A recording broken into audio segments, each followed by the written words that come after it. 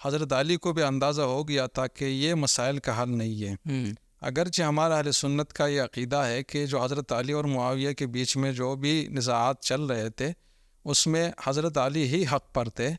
لیکن حضرت معاویہ اجتہادی غلطی پر تھے. ایسا نہیں تھا کہ انہوں نے کوئی اپنی منمانی کرنی تھی اور اپنی چاہت سے اور اپنی بادشاہی قائم کرنے کے لیے لوگوں کو استعمال کیا، کیونکہ حضرت معاویہ ایک صحابی ہے اور ان کے لیے ایک ایک سٹیج ہے ہمارے ذہن میں، تھیولوجیکل سٹیج صحابی ہونے کا، جس کے ساتھ کچھ چیزیں لازم ہیں قرآن کی روح سے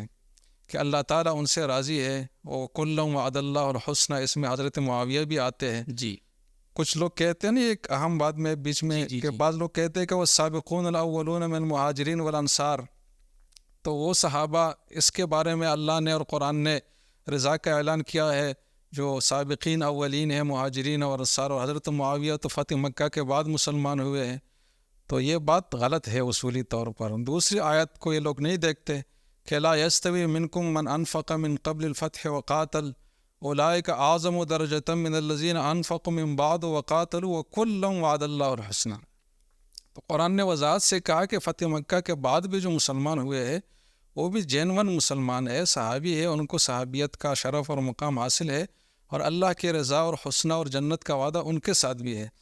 تو حضرت معاویہ کے لیے ایک تھیولوجیکل سٹیج ہے، اس سٹیج کے خلاف جو بھی بات آئے گی ہم اس کو قرآن کی روح سے رد کریں گے، کیونکہ قرآن اللہ کا کلام ہے اور اللہ عالم الغیب ہے، اللہ کو حاضر کا بھی پتہ ہے، مستقبل کا بھی پتہ ہے. تو جب یہ آیت نازل ہو رہی تھی تو حضرت معاویہ کا اللہ کو علم تھا کہ یہ بعد میں یہ حالات پیش آئیں گے، لیکن وہ اس میں قصوروار نہیں تھے. تو اجتہادی خطا تھی، لیکن بہرحال ہم یہ مانتے ہیں کہ حضرت علی حق پر تھے. لیکن اجتہادی غلطی ہو جو بھی ہے، لڑائی تو ہو رہی تھی، نقصان تو مسلمانوں کا ہو رہا تھا. تو حضرت علی نے اپنے آخری ایام میں جب وہ ان پر حملہ ہوا اور اس کے بعد اس کے نتیجے میں وہ شہید ہوئے، تو بطور وصیت حضرت حسن کو ایک بات فرمائی کہ بیٹا جو ہے میں تو جا رہا ہوں اور بہت زیادہ میں نے کوششیں کی، لیکن یہی لڑائی کا ماحول ہی رہا اور یہ اگر آگے جاری رہے گا تو مسلمانوں کے زوال کا قوی خدشہ ہے. تو آپ ایسا کریں کہ اس ماحول کو ختم کرے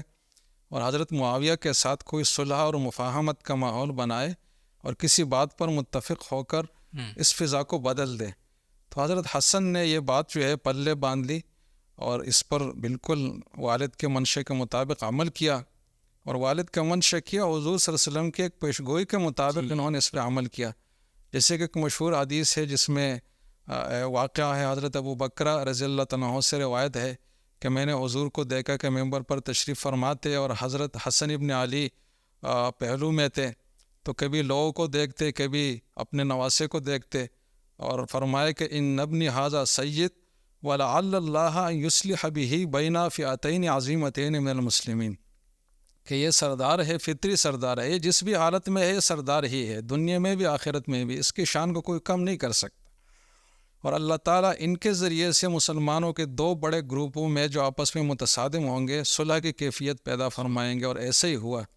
تو حضرت حسن نے جب خلافت سنبھالی، لوگوں سے بیعت لی، 6 مہینے خلیفہ رہے، پھر بڑے وقار سے حضرت معاویہ کو بلایا اور ان کے ساتھ معاہدہ کیا، اور معاہدہ بھی کوئی لالچ کی بنیاد پر نہیں کیا کہ کوئی مال ان کو چاہیے تھا یا کوئی اور چیزیں چاہیے تھی،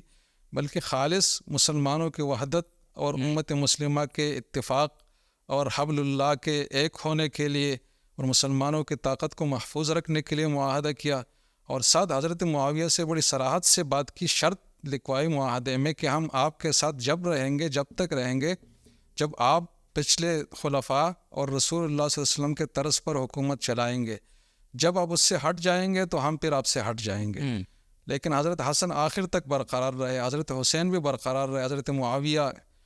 کے ساتھ. تو یہ اس بات کی واضح دلیل ہے کہ حضرت معاویہ نے جب حضرت حسن سے معاہدہ کیا تو اس کے بعد ان حضرات کی نظر میں بھی وہ قرآن و سنت اور خلفاء کے طریقے کے مطابق ہی نظام چلا رہے تھے، ورنہ خاندان نبوی میں یقیناً غیرت کی انتہا تھی. اگر وہ عہدے کی خلاف ورزی کرتے تو ان کے لیے کیا مشکل تھا جی بالکل کہ ان کو کرتے، لیکن کچھ بھی انہوں نے نہیں کیا. صحیح.